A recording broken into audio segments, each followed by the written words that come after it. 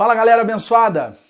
É disso que eu estou falando de hoje, é sobre a igualdade da mesa. E nós vamos trazer uma convidada, pastora Fran. Fique com a gente até o final, curta esse vídeo e se você gostar, compartilhe nas suas redes sociais.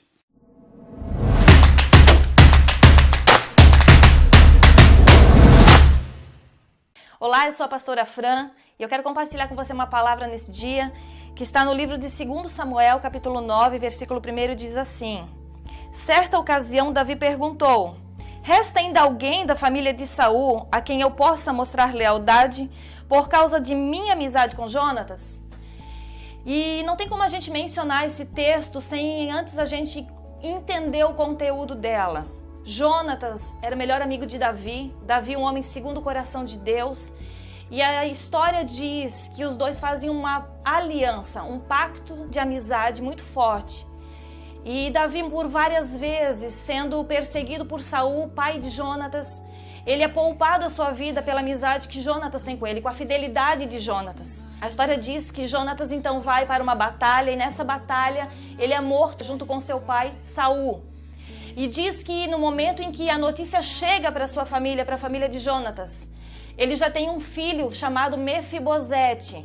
E diz que a sua babá, a sua ama, pega ele nos braços e sai correndo com ele desesperada pela situação, com medo. E nesse momento ela deixa o menino cair no chão e Mefibosete então naquele momento fica paralítico. Ele perde os movimentos das suas pernas e ele vai então agora crescer longe do lugar que Deus chamou ele para nascer, do lugar que Deus gerou para ele. Ele era para ser príncipe, era para ser um rei, viver no palácio com seu avô Saul.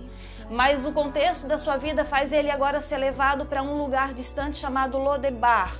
Lodebar é um lugar de esquecimento e muitas pessoas estão vivendo em Lodebar, na terra do esquecimento. E algo que me chama muito a atenção, quando essa ama pega ele, quando a sua babá pega ele no colo e deixa ele cair, fala de alguém que está em fuga. E quando nós estivermos em fuga, fugindo de algo, o que tiver nos nossos braços vai cair. Quem estiver perto de nós vai se machucar, vai ficar pelo caminho. Então não é tempo de andarmos em fuga, é tempo de andarmos em propósito. E aí diz que passam-se os anos, Mefibosete agora vive em Lodebar, na terra do esquecimento. Mas o que me chama a atenção é que esse menino, ele cresceu até os 5 anos no palácio. Ele sabe quem é Davi. Ele conhece o coração de Davi, ele sabe que Davi é o melhor amigo do seu pai.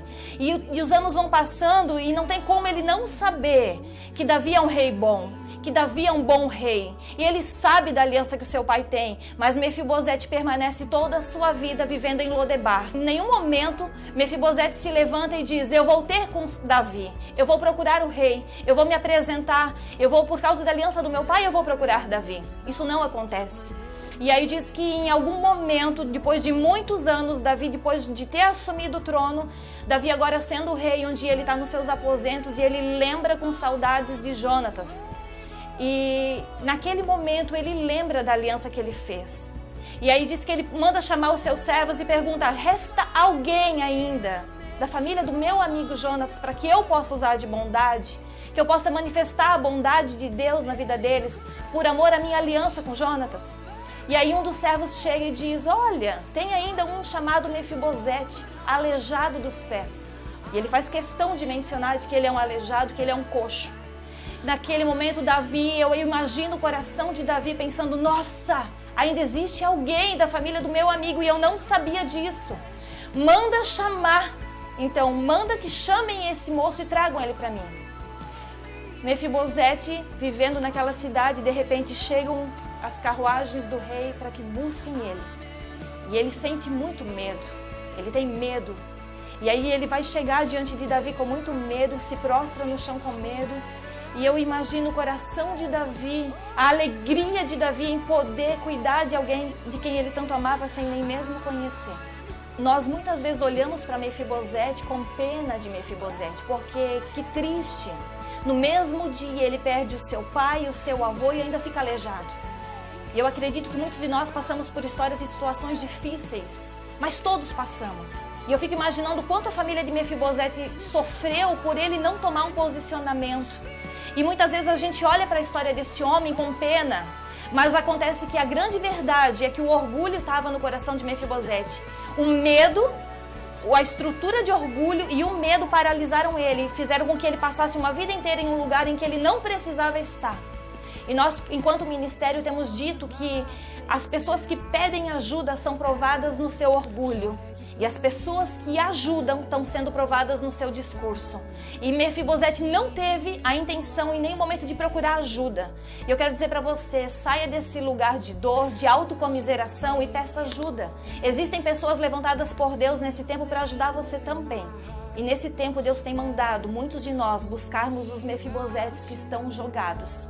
Os coxos, os paralíticos, que talvez não seja físico, mas na sua alma estão coxos paralisados. E da mesma maneira, Deus nesses dias tem nos mandado como igreja buscar essas pessoas. Porque nós somos o corpo dele que vai manifestar ele aqui nesse tempo. A natureza aguarda com grande expectativa a manifestação dos filhos e das filhas de Deus.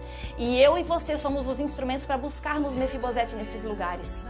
Mas existe uma condição, Mefibosete precisa querer sair desse lugar. Então, a ordem nesse dia é: vão buscar, eu, o rei, estou comissionando um povo para que busquem os coxos, os aleijados. Mas eu também, o rei, estou esperando que os coxos aceitem o convite de vir, sem medo e sem orgulho, mas que eles estejam dispostos a virem para a mesa. O lugar de Mefibosete seja colocado, Davi diz então a ele, seja colocado na mesa, e a partir de hoje você vai sentar todos os dias à minha mesa e você vai comer como um dos meus filhos. E é isso que o rei tem para nós nesse tempo, nos trazer para a mesa, para o lugar do relacionamento, da intimidade. E a grande beleza disso é que na mesa, reis e coxos se igualam, porque a mesa nos iguala.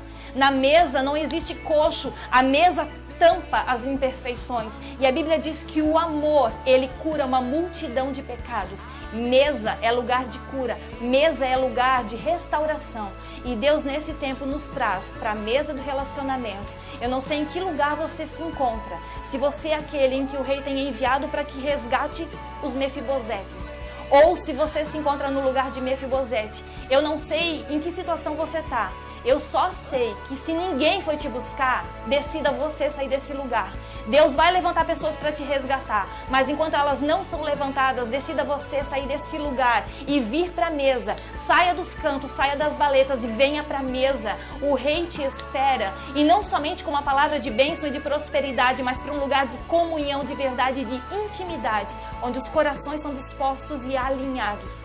Que você seja ativado nessa palavra, que o rei possa estar te comissionando a chamar pessoas e que você seja destravado a sair dos lugares de medo, de orgulho e de isolamento, porque o isolamento, ele não é um modo, ele é uma escolha muitas vezes na nossa vida. E que você seja ativado nessa palavra. Que Deus te abençoe em nome de Jesus.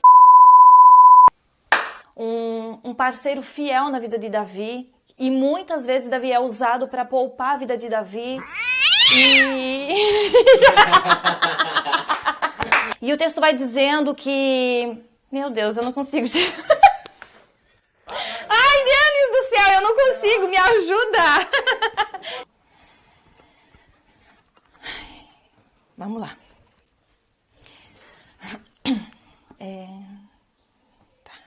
Denis. Eu sou a piorzinha de todas, o resto vai ficar bom, Denis. Olha, vou passando pela prova dando glória a Deus, glória a Deus. Você vai pro final, tá? Não! Temos